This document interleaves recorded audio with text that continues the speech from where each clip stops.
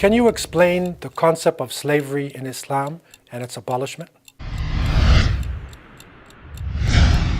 Slavery is a worldwide institution which unfortunately has been existing amongst human beings from the beginning of time. We have to recognize there were slaves in China, there were slaves in India, Africa, the Americas, Europe. The word slave comes from Slav, because the Romans had enslaved the Slavic people like Yugoslavia and Czechoslovakia. And so slave is not just something to deal with African. All nations, it was the relationship of master to slave that made serfdom in Europe, and it also developed client societies throughout the world. The Arabs also were involved in this, as any other nations.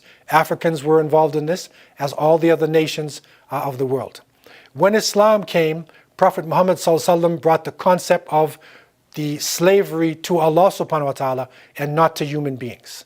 And so right from the beginning of Islam, the slaves were being freed. The Quran was also freeing the slaves. And it is reported that the Muslims basically freed their slaves and did not involve themselves in any slave raiding during the time of the Prophet Muhammad ﷺ and his great successors, the great Khulafa al-Rashidin.